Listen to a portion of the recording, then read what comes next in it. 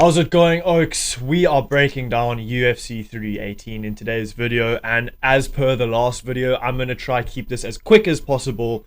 Your quick guide to UFC 318.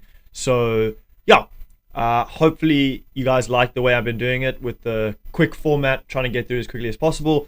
I like doing it like this, so if you enjoy, let me know so I can keep doing it like this. I think it saves everybody some time. So, without further ado, we've got a lot of fights to get through, so let's just start. We start off with a banger, a women's fight, and it is a banger.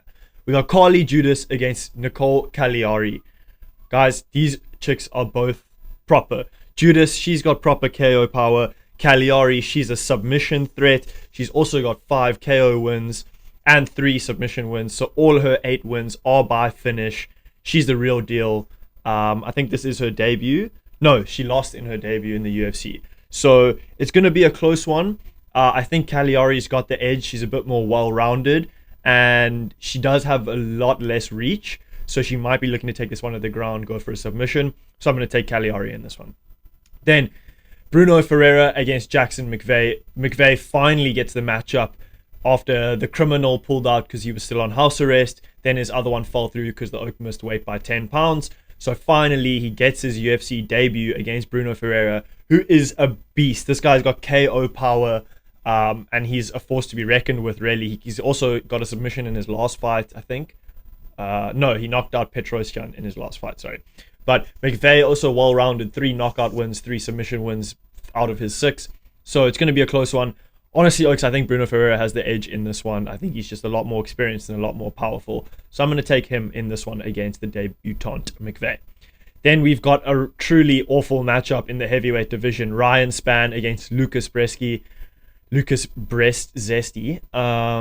Sorry, Oaks, that was terrible. So, yeah, Oaks, these Oaks both 33 years old, both glass chins. It's not really an exciting fight to look forward to. I'm not sure which way I lean on this one. I might just take Superman Spann. But either way, I think one of them is going to get knocked out. But not a great fight, to be honest.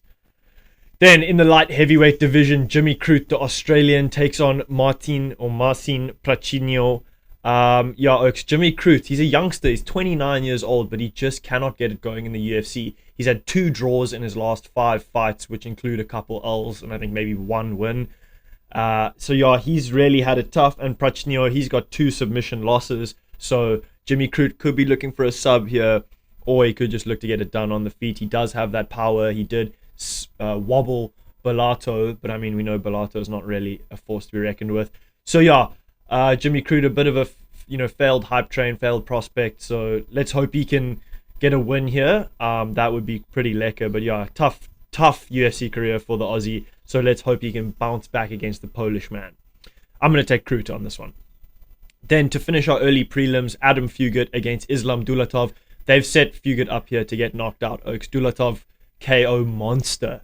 He is just an absolute force to be reckoned with. I think this is his UFC debut. It is indeed. He's taking on 36-year-old Adam Fugit. So I reckon Fugit pretty durable, but I reckon he'll still knock him out, to be honest. Then we move into our prelims. First one on the prelims is Atebe Gauthier against Robert Valentin. Yeah, another one they've set Valentin up to lose here. Gauthier got a knockout on the Contender Series, knockout in his debut, and I think he's going to knock Valentin out in this one. Valentin, shame. Poor Oak, bro. Put against some tough opposition, and he's taking another L here. Next fight, Francisco Prado against Nikolai Veretennikov. This fight is... Let's see what I've said here. So Prado, actually... So this could be a pretty good one, because Prado has never been finished. And then Oh, no, sorry. This isn't the one I was thinking about. Prado's never been finished. And then Nikolai is 0-2 in the UFC. Prado is more of a decision merchant than he is anything else. Not really an exciting fight, to be honest, Oaks. I am going to take Prado on this one. I think he'll get it done across the 3 rounds. Then, I can't believe this fight's on the prelims and it's not even the headliner. It's hilarious, but it doesn't deserve to be anywhere else. Marvin Vettori against Brendan Allen. Oaks, Marvin Vettori is just, he's so boring to watch. He doesn't get finished, but he doesn't finish anyone. He's, I don't know, he's got the big, the most iron jaw in the fucking UFC. No one can finish this Oak. Unfortunately, and he can't finish anyone either, so all his fights are pretty dull and boring, And Brendan Allen is nothing special either. He might try submit Vettori, but Vettori's got good wrestling, good takedown defense, all that. It's going to be a stinker, Oaks. It'll be a decision. Probably Vettori maybe will outstrike Brendan Allen. But yeah, Oaks, not an exciting fight at all. I'm going to pick Vettori, though, by decision. Probably the safest bet of the night as well. Then, or just that to go to the distance. It'll probably be 1 and 1.3 to go the distance, or like 1.2. Anyways, our headliner on the prelims is an absolute banger. Kyler Phillips versus Vinicius Oliveira in the bantamweight division. Kyler Phillips, recent fight, he lost to Rob Font, so that's a pretty good loss. Rob Font, an OG of the division. He's also never been finished out of his three losses, though, Kyler Phillips. And Vinicius Oliveira, we know, is a knockout artist. He's got power in his hands. He's explosive. He's fun to watch. This is going to be a banger fight. Kyler Phillips has the reach. He's maybe a bit more well-rounded in the grappling department, but Oliveira is just so explosive, so fun to watch. This is going to be an epic fight, so you're definitely going to want to catch this one on the prelims, our headliner. Then, without further ado, let's move our way into the main card. How are we doing? 6 minutes in. Let's see if we can get this done under 10. Okay. Michael Johnson versus Daniel Zellhuber. We haven't seen Zellhuber since his since his win against Rubovics in Fight of the Year contender at UFC318.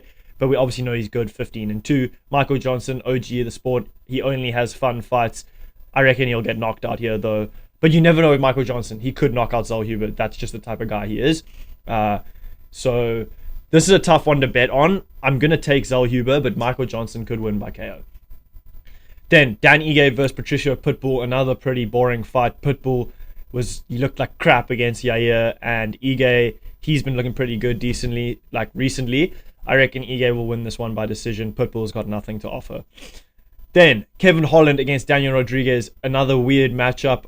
D-Rod on a 2-fight win streak, but the Oak is a big-time unk. And Kevin Holland just coming off submitting Luque. This is an easy one for Kevin Holland. I reckon he'll knock out D-Rod. Co-main event, Paulo Costa against Roman Kopylov. Yeah, we'll see if this one even happens. Costa could pull out at any point. But yeah, Costa, obviously, he looked good against Whitaker. He had a fun fight against Whitaker. I love watching this Oak in the octagon when he steps in the octagon. But yeah, if he loses this fight, he's gone, in my opinion. Roman Kopylov, obviously, he's coming off a last-second knockout against Chris Curtis. Chris Curtis definitely shouldn't have been ruled knocked out for that. Yeah, he was wobbled proper from that head kick from Kopylov. But 1 second remaining, Kopylov didn't even swarm him. The ref could have easily let the horn go and let it go to the judges. So kind of a criminal call by the ref there. But yeah, is what it is. Obviously, Curtis just bounced back now with the win this weekend. But yeah, interesting fight. I'm going to take Paulo Costa. If he doesn't pull out before the fight, I'm going to take Paulo Costa. Then finally, the main event, my boy Dustin Poirier's retirement fight against Max Holloway. Oaks, a moment of silence for Dustin Poirier. Guys, he has had an unreal career. I've loved watching this Oak fight, and I'm so bleak he's retiring. But he's going to put on a show with Max Holloway here. I hope this is a 5-round war or a late finish, something like that. I want to see a good few rounds of fighting in this one. I think it's going to be a banger. I'm so keen. I'm backing my boy Dustin for sure to get it done. I reckon he could TKO Holloway in the late rounds. But Holloway's been a force to be reckoned with. I mean, obviously he got KO'd by Topuria, but before that he against Gagey and stuff. He's been looking dangerous. So it's going to be a banger, Oaks. I'm so keen. But I'm definitely taking Dustin Poirier, my boy, going out on a high on his retirement fight. I have to take him. He's just an absolute G. Yeah. And that is my breakdown for UFC 318. Oaks, we got it done under 10 minutes. And yeah, hopefully you enjoyed that. Hopefully you got some good insight into the fights. Just quick and short. Watch out for my betting video. It'll probably drop on Friday when the bet odds actually get released for everything. And then I can plan some good bets because last weekend, as you should know, went very well. But yeah, thank you so much for watching. I'll be posting more content UFC 318 related. But yeah, thanks so much for watching. Check you in the next one.